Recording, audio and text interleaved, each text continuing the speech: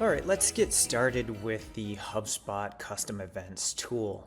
Now, depending on what type of subscription you have for the Marketing Hub for HubSpot will determine the type of custom events that you can create. So let's just go through the custom events. So if we go to your HubSpot menu on the left-hand side and click the data management icon, which is the four round cylinders stacked on top of each other, you'll see data management, and then you'll be able to see custom events. From here, you'll be able to create on a custom event. Let's talk about the custom events that you do have available to you. We'll go over the visualizer, which is perhaps the coolest tool out there, the HubSpot custom event visualizer. However, you'll notice a lock on those accounts, those marketing hubs that are not enterprise related. Enterprise only has access to the HubSpot visualizer custom event tool. However, you still have a couple of powerful ways to create custom events, and we'll get to those here in a second. So let's just imagine now that you do in fact have the visualizer. So once you do click on the visualizer, it's going to open a prompt for you to type in the website and launch the visualizer. Now, let's say that we want to create a custom event. All right. Now, some ideas for a custom event. I'm going to open up the Kuno Creative website here. And as you can see, we have our Kuno Creative website. And this is going to talk about our SEM and PPC services that we have.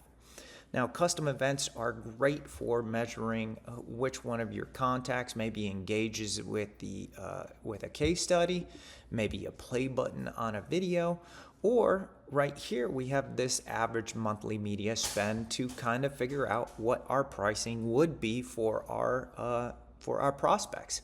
So, from a lead, from creating a smart retargeting campaign or a smart ad campaign, I think a custom event that measures the contacts that end up using the calculate button would be smart. Then we can use those contacts in a list and then send them over to StackAdapt to do programmatic ads. So what we're going to do is go ahead and go back to the visualizer, and we're going to put in the URL for that page. Once we're going to hit done, very much like HubSpot CMS, you're going to notice that it's going to open up the page, but also be in a HubSpot window. From here, it's going to say, "Hey, give us the event information." So I want to say that this event name is used calculate feature or button on SEM page, right? That's what I'm going to name my event. Now, I could add an optional description that gives me a little bit more. Contacts who have clicked on the calculate button to figure out the estimated cost of Kuno PPC SEM management services. That way, when somebody's looking at this, they can realize exactly what that event name means.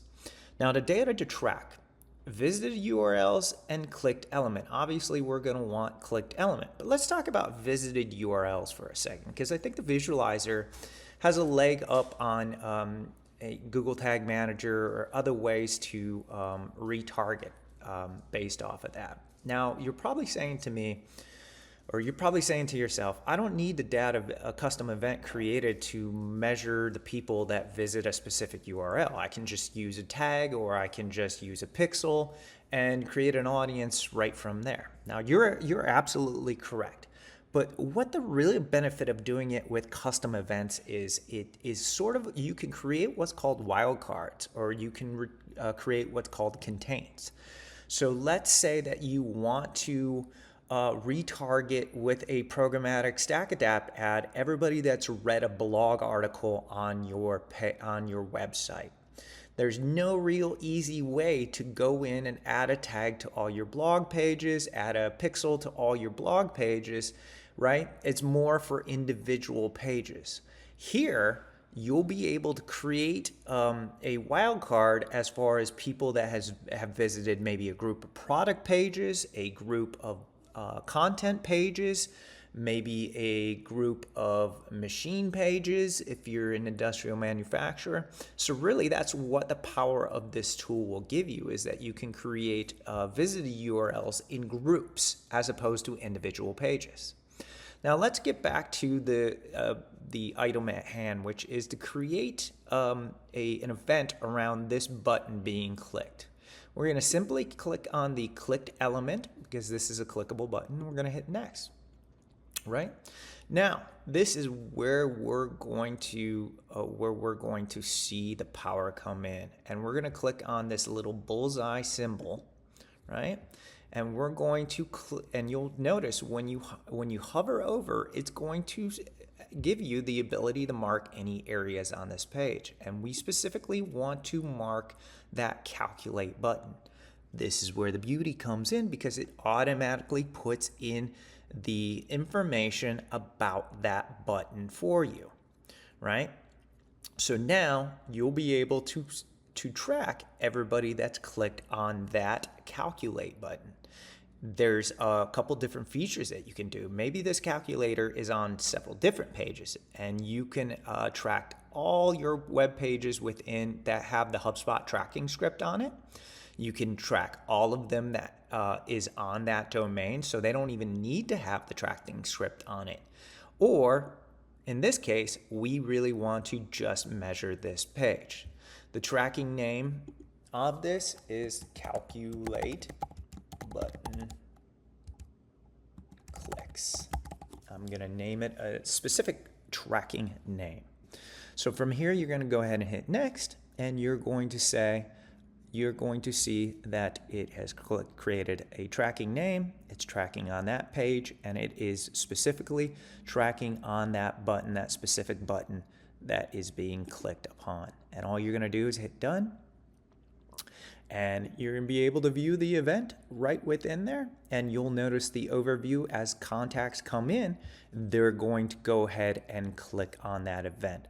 Pretty cool feature within HubSpot.